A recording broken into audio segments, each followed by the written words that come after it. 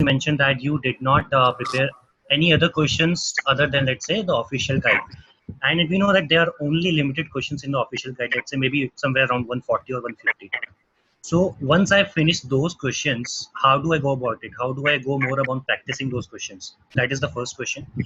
The second question is, when you are practicing, you have a different mindset, because when you're practicing offline, you are practicing for learning, right? But when you are solving a question in the real time mock, what are you thinking exactly? For example, do you read the whole sentence for a meaning, or do you look out specific things like pronoun or maybe conjunction or these kind of thing and try to eliminate the options? These are two questions for Leo. Right. Good two questions. Right. So first, regarding the questions, the official guide questions, of course, especially for verbal, as much as you can focus your learning on your practice on the official guide, the better.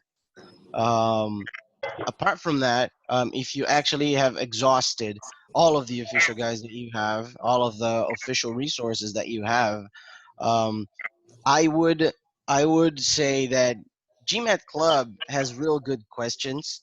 From my experience, I really like GMAT Club questions. And for verbal, not for quant, but for verbal, GMAT has actually really good questions as well. But I'm going to repeat that.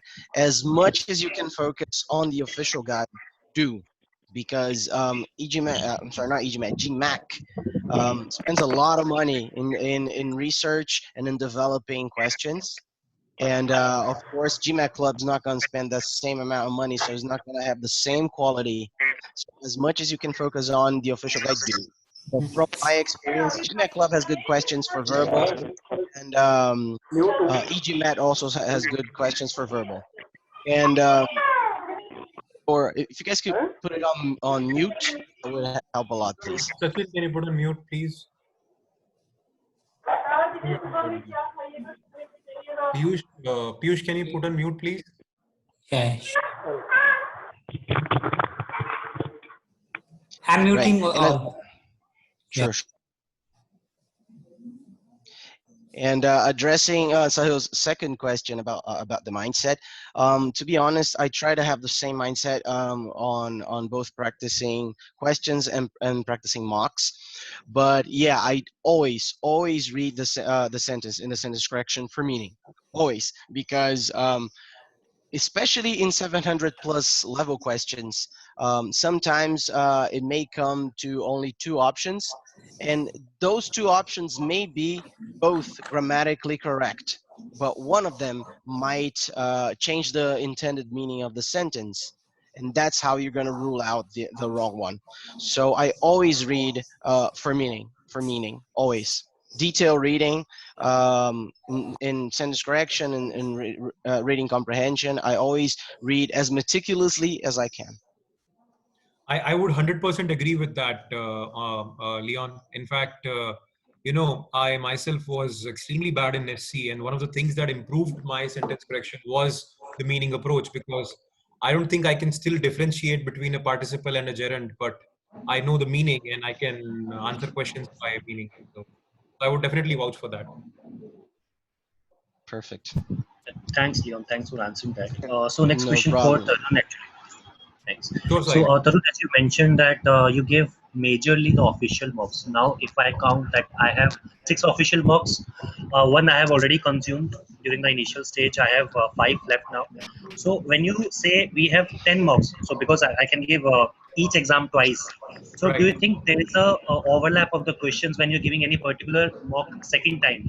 And how does that reflect your true potential when you're giving it a second time? So if you give the first and second mock second time, I don't think there'll be a major change, because the question bank for the first and second mock is quite big. You may get one question here and there, but in case I only did a rerun for mock 6, and whenever I got such a question, I would just sit for 1 minute and not answer that question. So so as to, I mean, that's the best I think I could do. So you would get 1 or 2 questions here and there when you are giving a but I mean, that's the best you can do. So I don't think getting 1 or 2 questions will hamper your score in a big way, at least you will get the ballpark. So if you're getting a 750, you will understand, okay, your score may be 740. So it won't be a difference of 700 to 750, but it can be a difference of 10 points here and there. Yeah, because my only concern was it shouldn't be like if I'm giving a exam second time, it's not like the same passage comes exactly the second time. So all the four questions are repeated, and these four questions, can play a major role in your verbal score.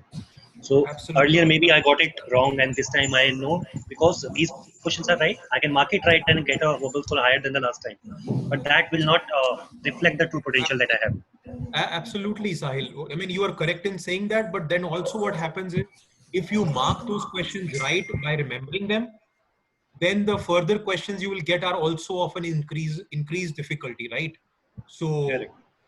in a way, you'll have to answer them correct to get to a higher score also. So I don't think it majorly deviates your score in a big way. And to, I mean, give my example, in one of the mocks, I got the exact similar question. And you would not believe that in my first time, I had marked it correctly. In the second time, I marked it wrong, maybe overthought. So I wouldn't Okay. pay much attention. The only thing you can do is keep difference between in times between the two mocks of the same number. Say if you're giving mock 3, then the mock 3 re you can give it after a few weeks, so you won't remember as much.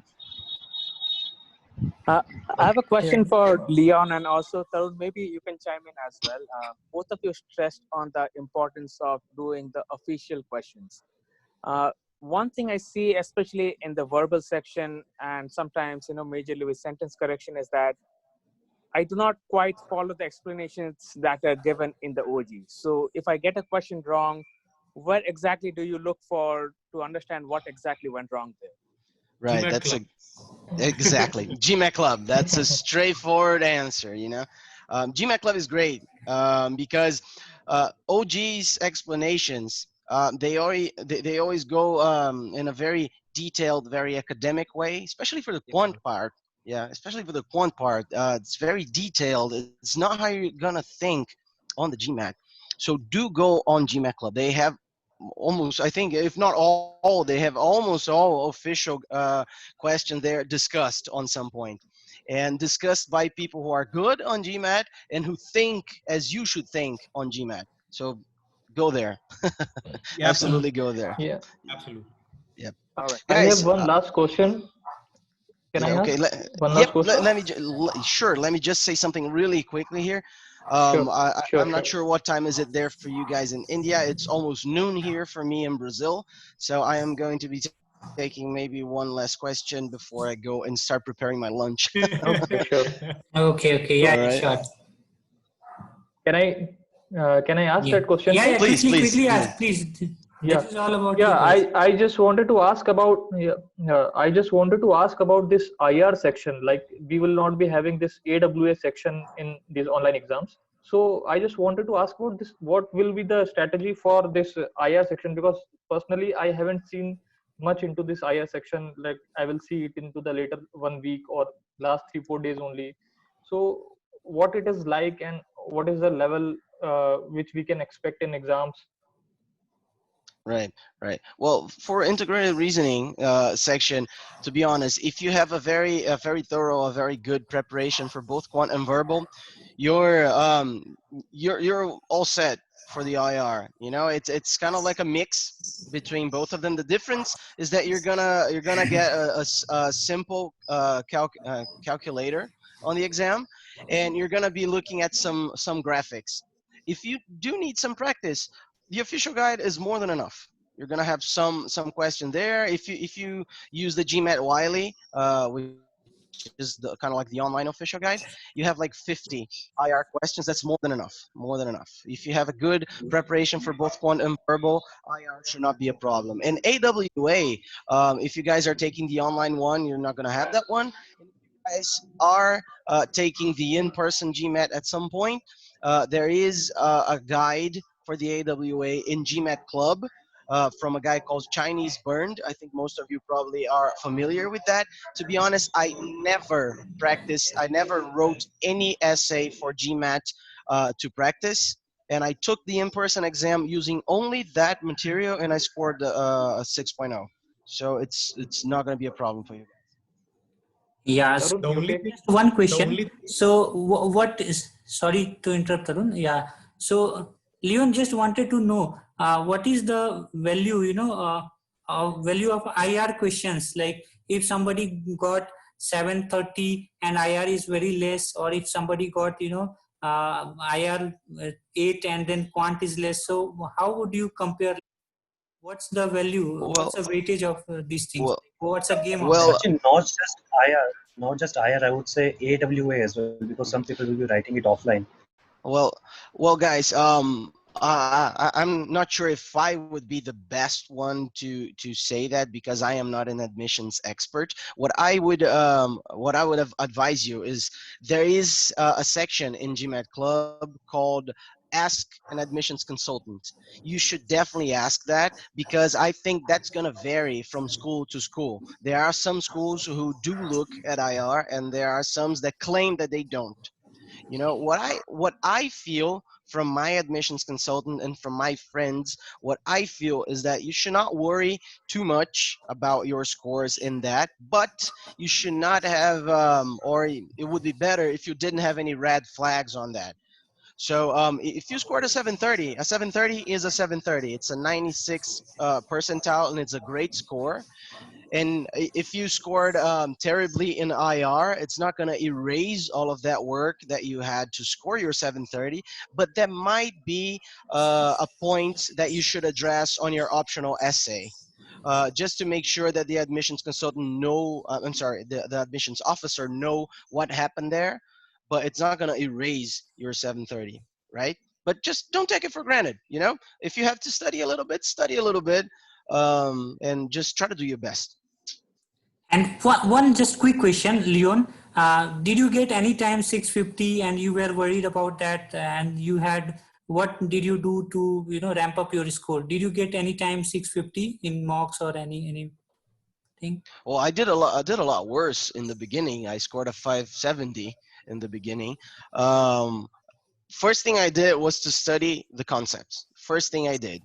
But for example, if I did take a mock like right in the middle of my preparation and got a 650, what I would do is I would review the whole thing. I would review first everything that I did wrong, why I did wrong, and then everything I did right to make sure that I knew what I was doing, to make sure that I knew why I chose the right options.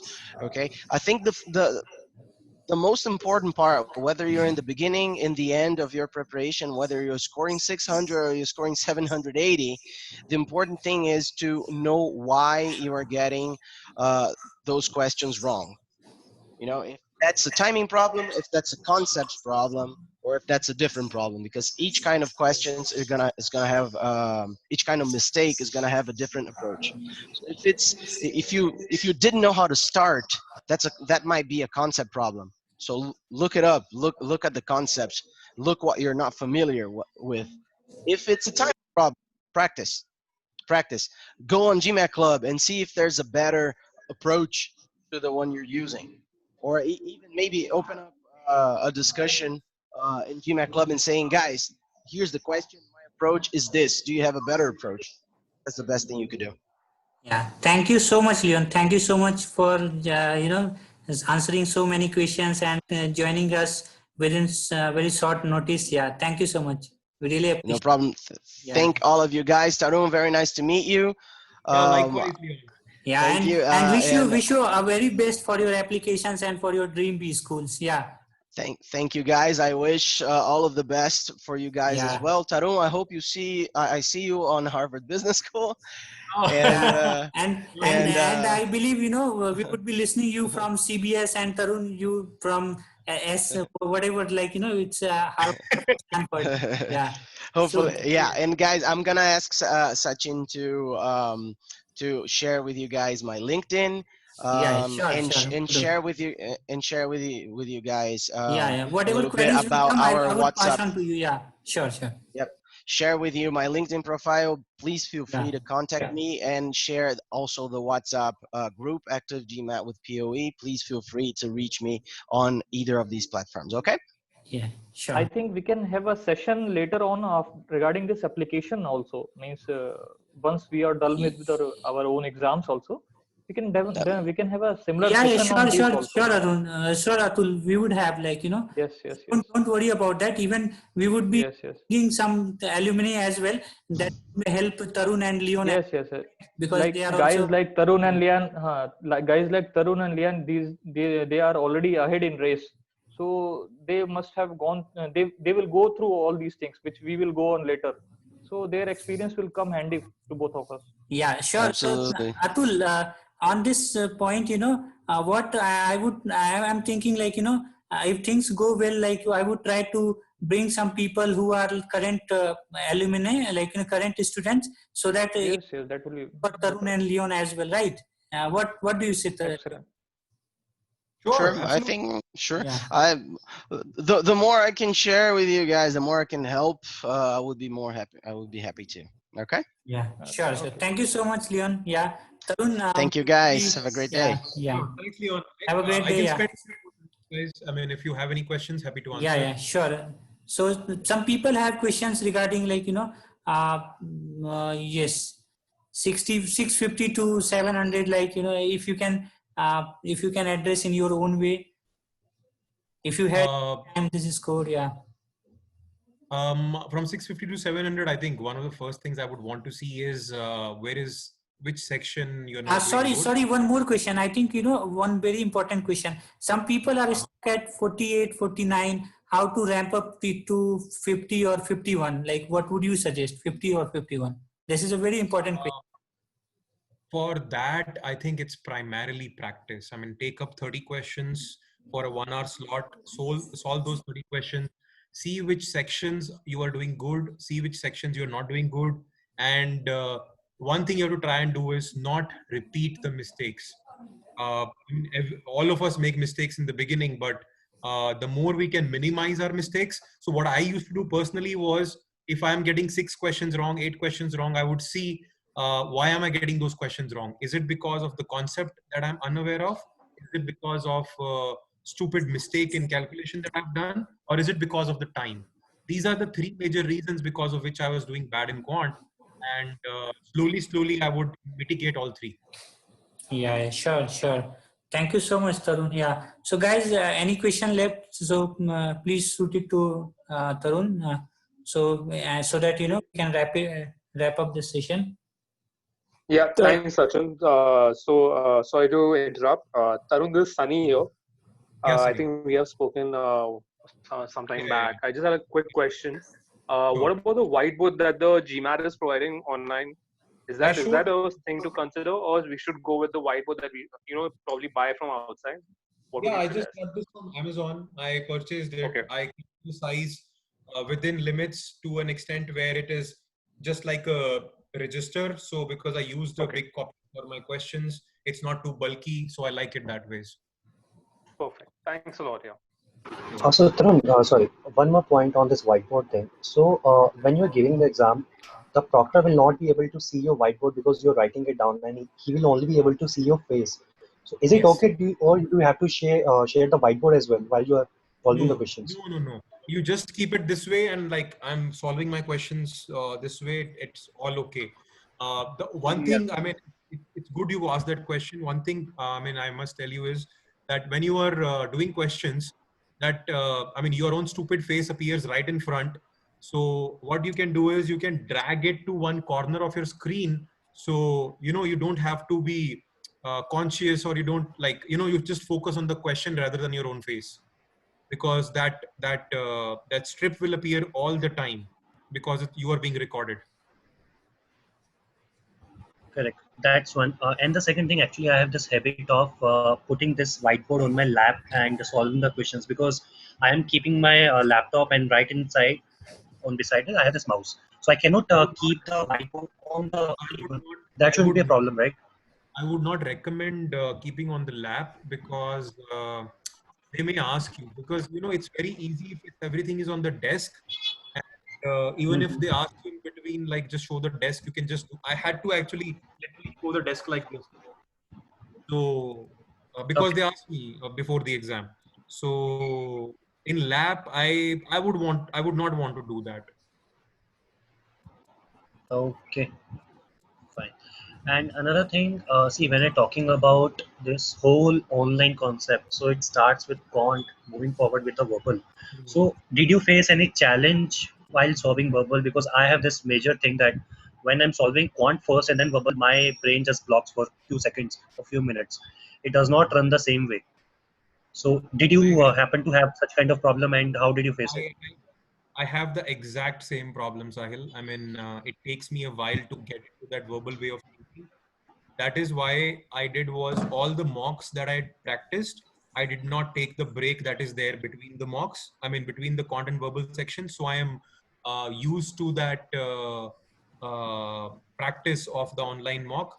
And then what I would also do is I try to speed up my English so I can finish it fast, and that will give me a couple of or 3 additional minutes before I enter the verbal section. So make sure you do that, that you do not finish your quant section till the time you have like 30 seconds left, because you want to use that time, close your eyes, think about verbal section. That's what I do. I mean, just breathe in, breathe out, and don't hurry to go to the verbal section. Okay, sure, thanks. Did you also stick to just OG questions for quant, Tarun? Yes, I mean quant also I stuck to OG questions. The one thing I did was someone in the group had shared a very nice Excel sheet. What I did was I filtered. There's a like difficult, very difficult. So I only focused on difficult and very difficult questions in that Excel sheet. And the ones I was marking wrong, I would just enter why am I marking wrong. So that's what I was doing. I was just using that Excel sheet. I see. And that's just Excel sheet of OG questions. Yes, absolutely. I see. Okay. Would it be possible for you or someone else to share it on the group? Yeah. I think I'll tag you to that post. It is in the group itself. I'm sure people That will be great. Thank you so much. Thanks a lot. I appreciate that. Yeah. So So guys, Tarun, any if you don't question mind, left? what was your initial score in the very first mock that you gave for quants? And did it vary when you started giving mocks and practicing quant?